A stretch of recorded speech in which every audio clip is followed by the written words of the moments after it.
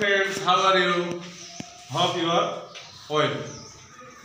Here I have written some WS items. We made WS question from the online world. Here 5 sentences are: the doctor visited Shima last night. Shima wrote the letter to Jessica. Shima is ill today. Shima wants to go to school again. Shima wrote the letter to Jessica. এখানে এক নম্বরটাতে এ নম্বরে আছে যখন দা doctor visited সীমা last night, মানে কি doctor সীমাকে গত রাতে দেখেছিল। তাহলে লাস্ট নাইট গত রাতে এখানে আছে, আমরা জানি যখন টাইম বোঝায় তখন আমাদের হোয়েন ব্যবহার করতে হবে। হোয়েন ইন্টারোগেটিভ প্রোনাউন হিসেবে আমাদের কি নিতে হবে? হোয়েন। আমরা বলি হোয়েন। আচ্ছা, হোয়েন। এরপর দেখো ভার্বের কি আছে? পাস্ট ফর্ম আছে, ভার্ব টু ব্যবহার করা আছে। এইজন্য এখানে কি ব্যবহার করতে হবে? ডিড ভার্ব ব্যবহার করতে হবে। হোয়েন ডিড সাবজেক্ট হলো the doctor. The doctor. When did the doctor? Verb ছিল ভিজিটেড, পাস্ট ফর্ম ছিল। এখন আমাদেরকে ডি বসার কারণে কি করতে হবে? প্রেজেন্ট ফর্ম ব্যবহার করতে হবে। তাহলে আমাদের ব্যবহার করতে হবে visit. When did the doctor visit? বাকি থাকবে কি? Shima. When did the doctor visit?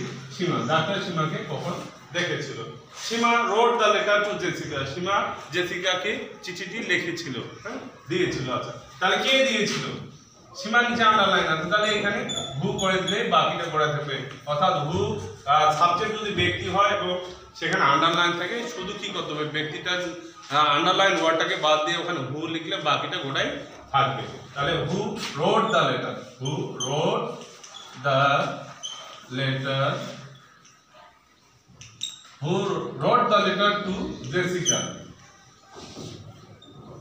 Jessica question ছিল। এরপর সীমা ইজ ইল টুডে। সীমা আজ অসুস্থ। আজ সীমা কেমন আছে? তাহলে কেমন আছে এর জন্য আমাদের কি ব্যবহার করতে হয়? হাউ। এরপর ভার্ব হলো ইজ আর সাবজেক্ট হলো সীমা। হাউ ইজ সীমা। বাকি থাকলো কি? টুডে। সীমা আজ কেমন আছে বা কেমন কোশ্চেন। এরপর সীমা ওয়ান্টস, ভার্বের সাথে এজ আছে। Seema wants to go to school again. Seema আবারও স্কুলে যেতে চায়। তাহলে কোথায় যেতে চায়? আবারও কোথায় যেতে চায়? তাহলে উত্তর আসবে স্কুলে। তাহলে কোথাও স্থান এরকম যখন বোঝায় তখন আমরা কি ব্যবহার করি? হোয়ার ব্যবহার করি। কি ব্যবহার করি? হোয়ার। এরপরে আমরা কি ভার্ব ব্যবহার করব? ভার্বের সাথে আমাদের এস আছে। এস ইএস থাকলে কি ভার্ব নিতে হয়? ডাজ নিতে হয়। তাহলে এখানে আমরা ডাজ ভার্ব নিয়ে নিব। হোয়ার ডাজ সাবজেক্ট হলো সীমা। হোয়ার ডাজ সীমা। এখন দেখো তোমার ওয়ান্টস ছিল বলেই ডাজ হচ্ছে। তাহলে এবার আমরা ওয়ান্টস কি আর লিখতে পারবো না? আমরা কি লিখবো? ওয়ান্ট লিখবো। Where does Shima want to go again? Want to go again. A-G-A-I. Okay. এরপরে last one is Shima wrote the letter. Right না, wrote past form এ কিন্তু আছে। যখন past form এ থাকে তখন কি did ব্যবহার করতে হবে। তাহলে Shima wrote the letter to Jessica. Shima জেসিকাকে চিঠিটি লিখেছিল। তাহলে কাকে লিখেছিল? তাহলে এখানে আমরা whom ব্যবহার করব। কাকে? হুম। তারপরে আমাদের কি লাগবে? একটা অক্সিলারি ভার্ব, সাহায্যকারী ভার্ব লাগবে।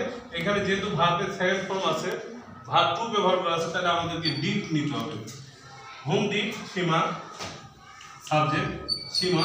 এখন এখানে আছে রোড, আমাদেরকে নিয়ে যেতে হবে প্রেজেন্ট ফর্মে। তাহলে কি হয়? রাইট হয়।